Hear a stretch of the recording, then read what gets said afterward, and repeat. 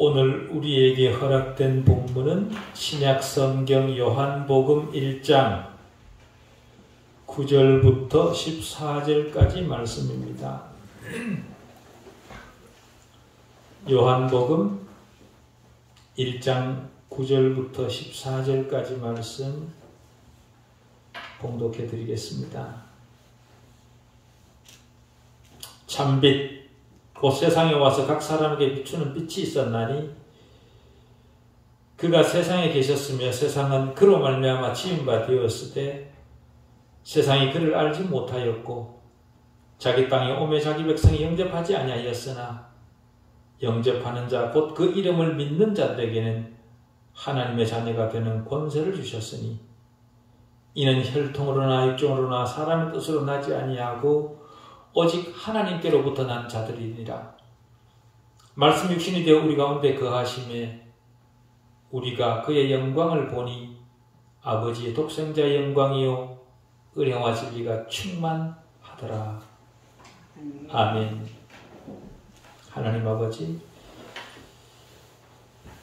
교회가 처음부터 알고 있던 지식을 다시 전달받도록 말씀 앞에 세워주신 은혜 감사합니다.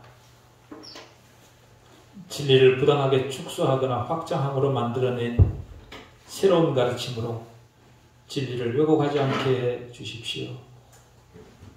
교회가 가진 하나님에 관한 바른 지식을 우리 안에 더욱 강화하는 말씀 되게 해 주십시오.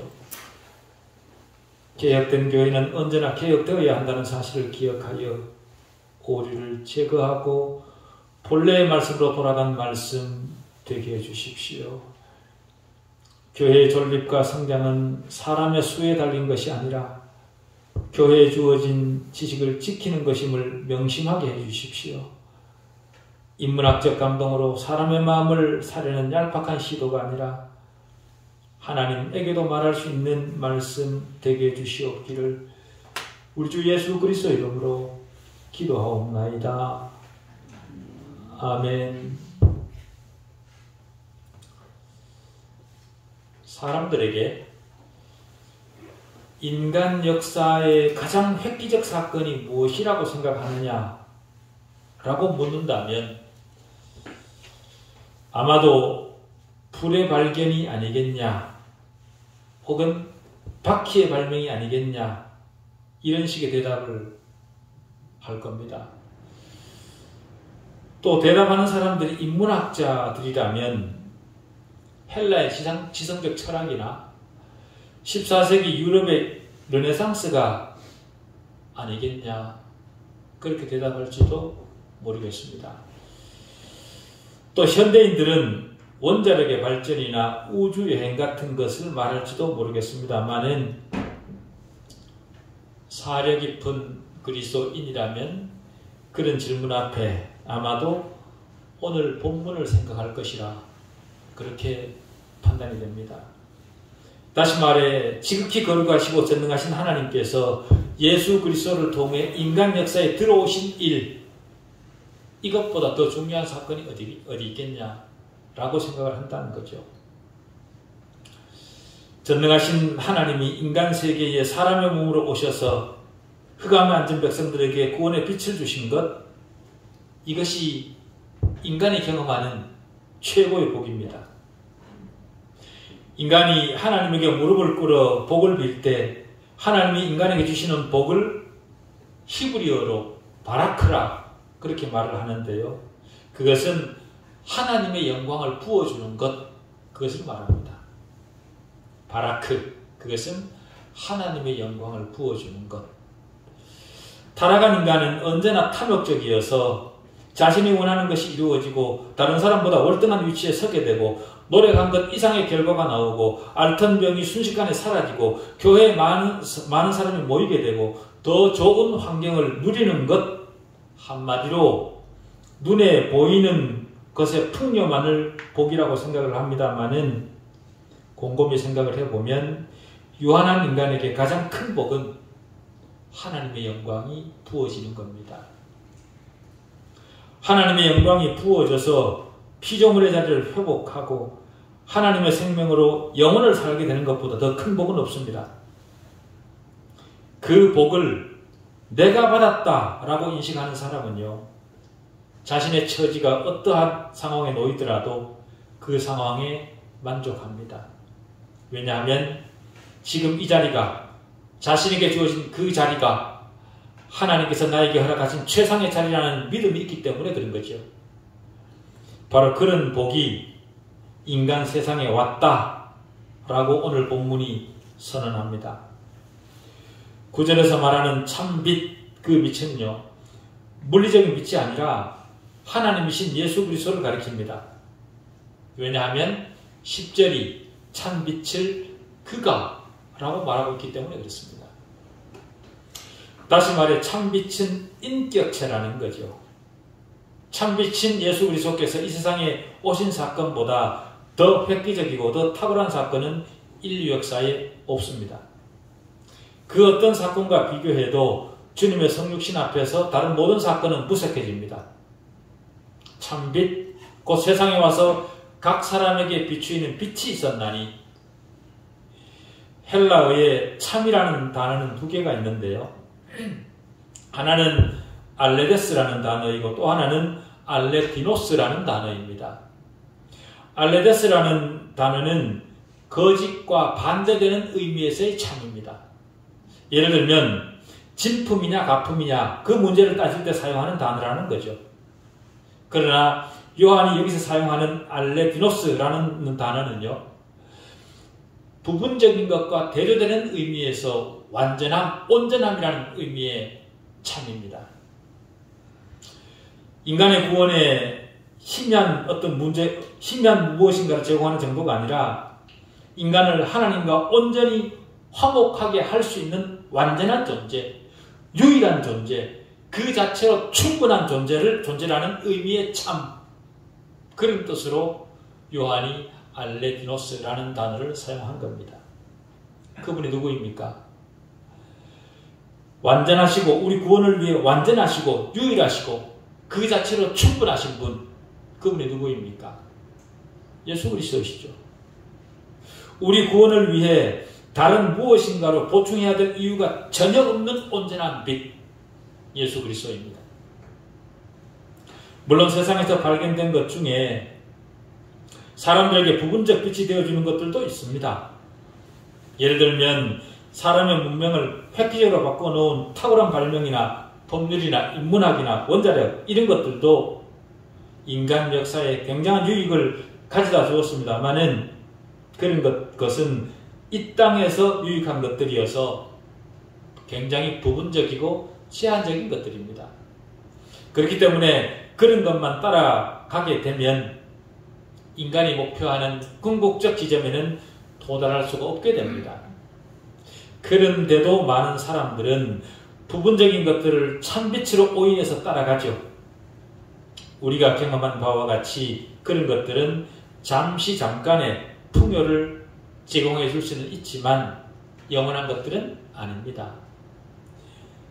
예수 그리스도만이 유일하고 온전하고 궁극적 지점에 인간을 도달케 할 수 있는 구세주이신데 바로 이 예수 그리스도께서 세상에 오셨다는 겁니다. 그래서 오늘 본문은 한마디로 예수 그리스도의 성육신 사건을 지칭하는 그런 본문입니다. 그럼에도 불구하고 어떤 사람들은 이 본문이 모든 사람들의 삶 속에 그리스도가 들어가심을 의미하는 것이라 그렇게 주장하는 사람들도 있습니다. 만약 그런 식으로 이해를 한다면 참빛이 있었는데 그 빛이 세상에 온 각 사람을 비추었다 라는 말이 됩니다. 그렇게 해석을 하면 이 본문은 자연 계시를 증거하는 본문이 되고 마는 거죠. 모든 사람이 하나님에게 올 수 있도록 충분한 조건을 허락하셨다는 뜻이 된다라는 그런 말입니다.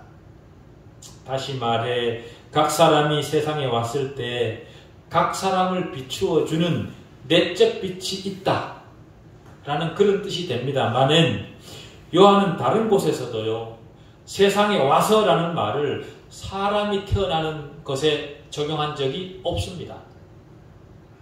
반면에 예수 그리스도가 인간 역사에 들어오신 일을 나타내기 위해서는 세상에 와서라는 말을 자주 사용을 했습니다. 요한복음 6장 14절이나 11장 27절이나 16장 28절이나 18장 37절 같은 것들이 바로 그런 것들입니다. 인류의 구원을 위해 완전한 빛이 세상에 오셨습니다. 세상에 오신 예수 그리스도의 빛이 각 사람에게 비추인다. 본문은 그렇게 말합니다. 요한이 이 복음서를 기록할 당시는요, 사도시대가 거의 끝날 때쯤이었습니다. 그때 유대인들이 가진 인식은 하나님의 복은 자신들에게만 부어지는 것이라 그렇게 생각을 했었죠. 그러나 로마서 10장 12절이 유대인이나 헬란이나 차별이 없습니다. 한 분이신 주께서 모든 사람의 주가 되사 그를 부르는 모든 사람에게 부요하시다 라고 선언하고 있듯이 유대인뿐만 아니라 그리스도 안에 있는 모든 사람에게 그리스도의 빛이 비추인 겁니다. 본문 9절이 말하는 각 사람은 바로 그런 사람을 지시하는 거죠. 유대인들이 부분적으로 이해했던 그런 것이 아니라 예수 그리스도라는 빛은 세상이 전에는 한 번도 보지 못했던 완전한 빛입니다. 그런데 10절을 보면은요, 안타깝게도 예수 그리스도가 세상에 계셨으며 세상은 그로 말미암아 지은 바 되었으되 세상이 그를 알지 못하였고 라고 합니다. 예수 그리스도로부터 만들어진 존재들이 자신을 만든 주인을 알아보지 못하는 겁니다. 그런 무지한 존재를 보시는 하나님의 마음은 얼마나 참담하셨겠습니까? 더구나 하나님은 하나님을 위하는 존재로 인간을 창조했습니다. 그래서 골로새서 1장 16절은 만물이 그에게서 창조되되 하늘과 땅에서 보이는 것들과 보이지 않는 것들과 혹은 왕권들이나 주권들이나 통치자들이나 권세들이나 만물들이 다 그로 말미암고 그를 위하여 창조되었다. 그렇게 말합니다. 자신을 위하라고 만들어 놓은 존재가 만들어 주신 분을 잊어버렸습니다. 그가 내게 누구인지 인식을 못하는 거죠. 그런데요, 더 기가 막힌 것은 잊어버리기만 한 정도가 아니라 심지어 나무에 못 박아 죽이기까지 합니다. 누가 그랬습니까? 저와 여러분이 그렇게 한 거죠. 왜 그랬을까요? 어떻게 창조주 대신 참빛 예수 그리스도를 알아보지 못하고 십자가에 달아 죽이기까지 했을까요? 30여 년 동안 세상에 같이 계셨는데도 사람은 주님을 알아보지 못했습니다.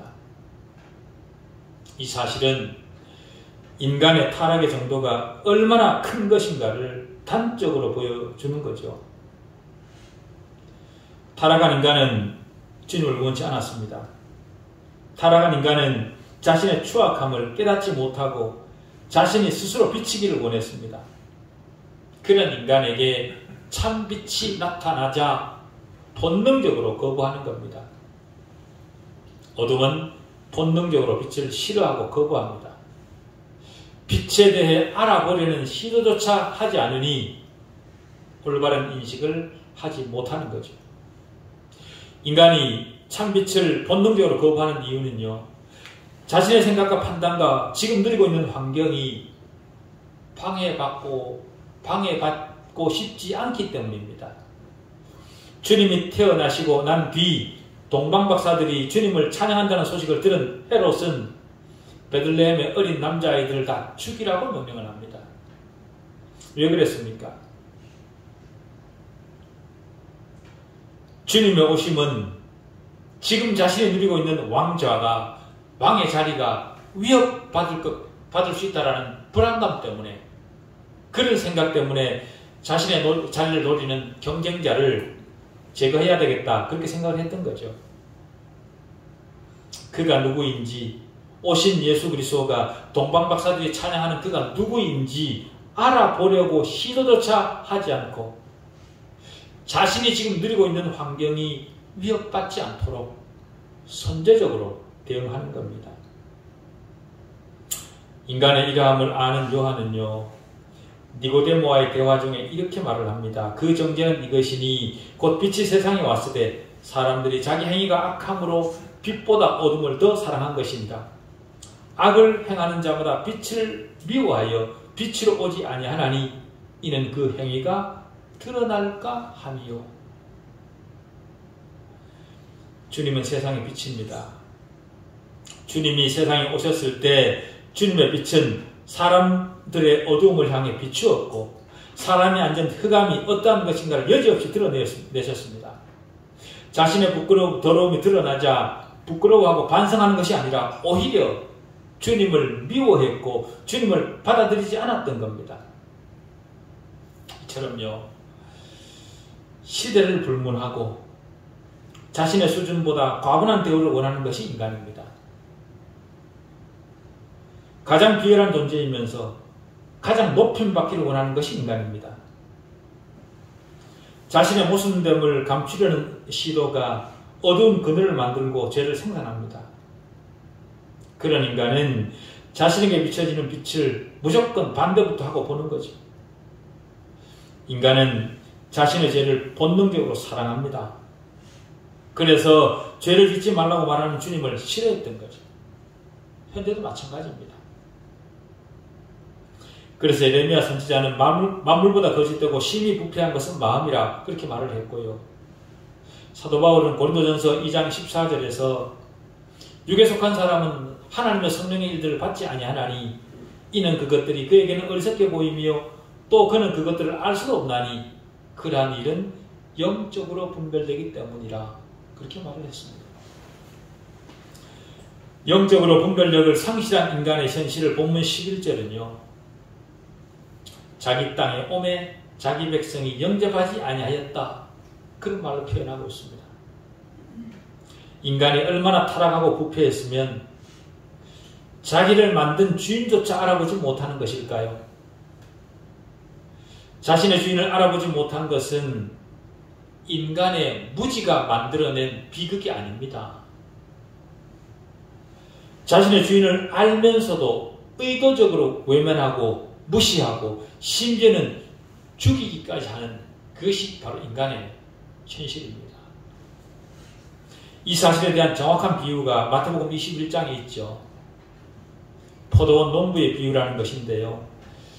주인이 포도원을 만들어 놓고 농부들에게 세를 준 뒤에 자신은 외국으로 갔습니다. 그리고 수확철이 되자 세를 받기 위해 종들을 보냈는데 소작농들이 새를 죽이는커녕 그 종들을 2차례나 죽입니다. 그러자 주인이 아들에게는 새를 줄 줄 알고 아들을 보냈는데요, 소작농들은 그 아들을 알아보고 그 아들까지 죽였습니다. 그들이 그렇게 한 이유는 아들을 죽이면 아들의 유산까지도 자신들이 차지할 수 있으리라 그렇게 생각했기 때문입니다. 이 비유에서 주인은 하나님이시고요, 포도원은 세상이고 이스라엘 백성들은 소작농들이고요, 주인의 메시지를 들고 소작농들에게 와서 돌에 맞기도 하고 죽임을 당하기도 한 종은 선지자들이고요, 아들은 예수 그리스도입니다. 거기에 대한 비유인 거죠. 이 비유는 오늘 본문 내용과 정확히 일치합니다. 인간의 죄는 다분히 고의적이고 의도적입니다. 자신에게 유리하다고 생각이 되면 옳고 그름을 떠나 전혀 성립할 수 없는 핑계와 구실로 자신의 이기심을 채우는 것이 타락한 인간의 모습입니다. 물론 주님은 이 세상에 오실 때 이미 이 모든 사실을 알고 계셨음에도 불구하고 오셨습니다. 시편 22편이나 이사야 53장 같은 곳을 보면 주님의 순환이 예고되어 있습니다. 그럼에도 불구하고 오셨고 이스라엘 사람들도 메시아가 오실 것을 알고 있었습니다. 이사야 9장이나 예레미야 30장, 미가서 5장 같은 곳을 보면 이스라엘 백성들에게 메시아의 오심이 이미 예언되었기 때문에 주님이 오셨을 때 그들은 주님을 영접했었어야 합니다. 이미 알았으니까요. 그래서 그 사실을 알았던 세례요한 같은 사람은 제자들을 주님께 보내어 질문하기를 이렇게 질문합니다. 오실 그이가 당신이니까? 구약 성경에 이미 예언되었던 오신다는 메시아가 당신입니까? 유대인들은 메시아가 온다는 사실을 이미 알고 있었던 거죠. 우리가 다른 일을 기다려야 됩니까? 아니면 당신이 그분입니까? 이렇게 물었습니다. 그러자 주님이 대답하시기를 너희가 가서 보고 들은 것을 요한에게 알리되 맹인이 보며 못 걷는 사람이 걸으며 나병 환자가 깨끗함을 받으며 기먹은 사람이 들으며 죽은 자가 살아나며 가난한 자에게 복음이 전파된다 하라.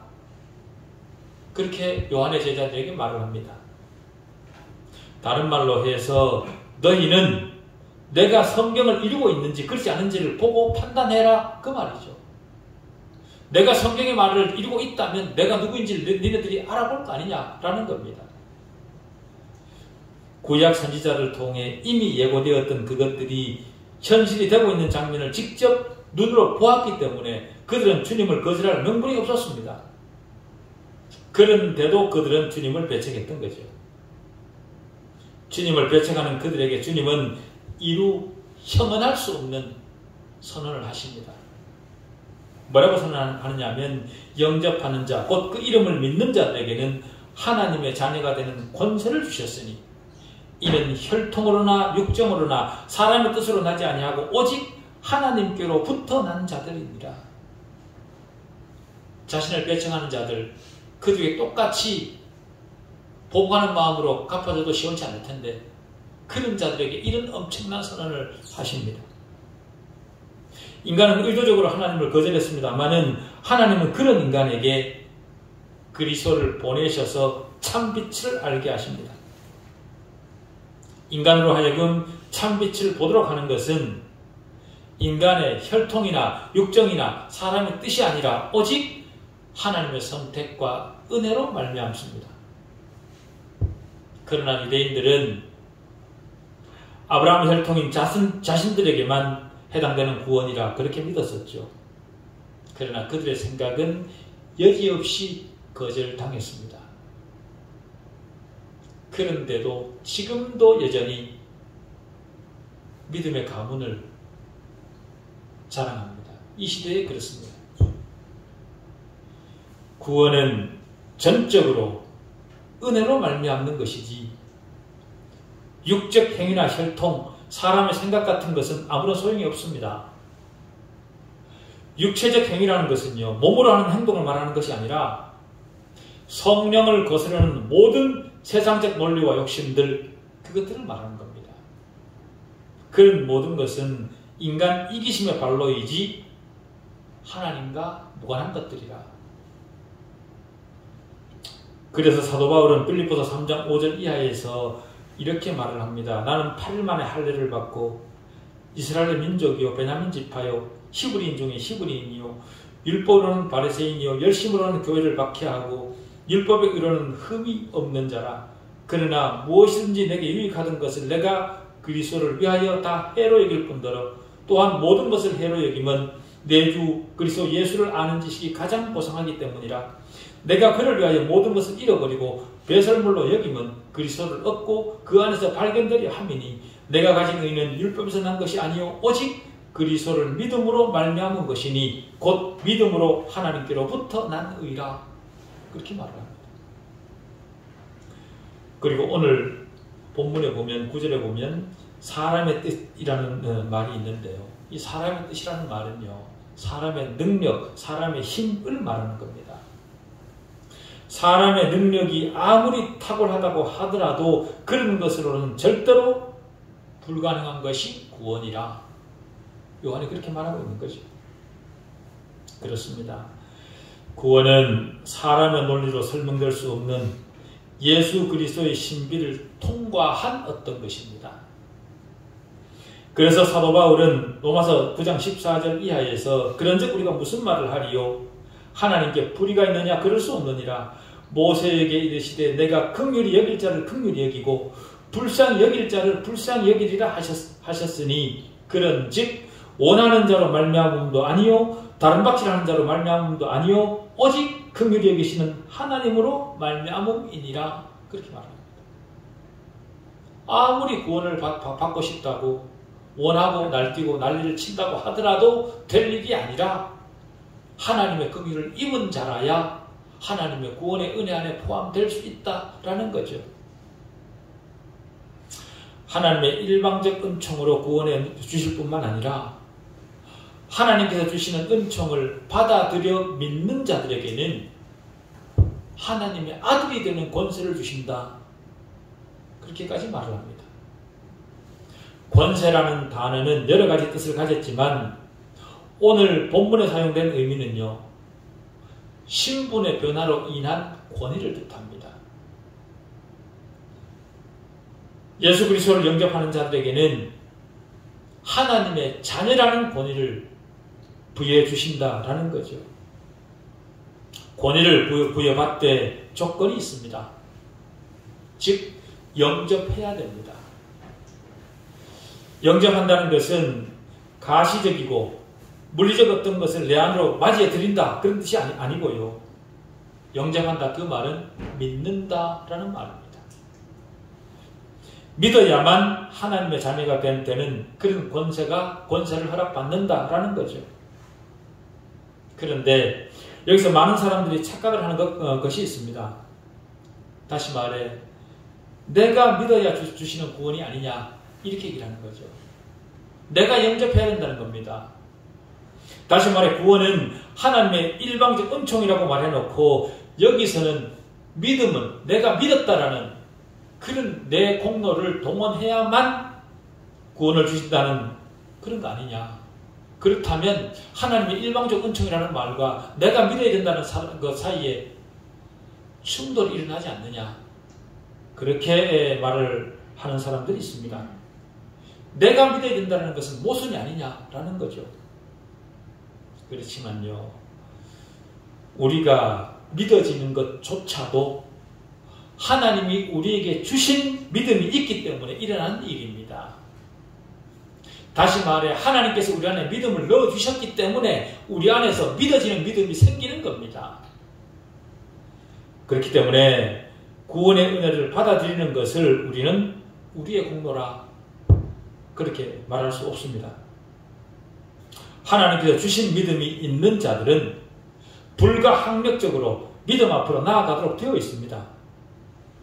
그런 자들에게 허락되는 것이 바로 하나님의 자녀된 권세입니다. 그렇게 되도록 하기 위해 말씀 육신이 되어 우리 가운데 계셨던 거죠. 주님이 육신이 되어 오신 이유는 우리를 대표하시기 위해 오셨습니다. 하나님이신 상태로는 인간 대신 죽으실 수 없었습니다. 인간으로 오셔야만 인간이 받을 저주를 홀로 다 받으시고 인간 대신 죽으셔서 인간과 하나님 사이의 화목제물이 되실 수 있었던 겁니다. 그래서 로마서 3장 25절은 이 예수를 하나님이 그의 피로서 믿음으로 말미암는 화목제물로 세우셨으니 이는 하나님께서 길이 참으시는 중에 전에 지은 죄를 간과하심으로 자기의 의로움을 나타내려 하심이라 그렇게 말씀하십니다. 우리 죄를 간과하시고 빛이 되셔서 우리가 구원의 영광 안에 있게 하신 주님이십니다. 그 은혜 앞에 순종으로 화답할 줄 아는 그런 우리 남의 신앙이기를 바랍니다. 기도하시겠습니다. 하나님 아버지,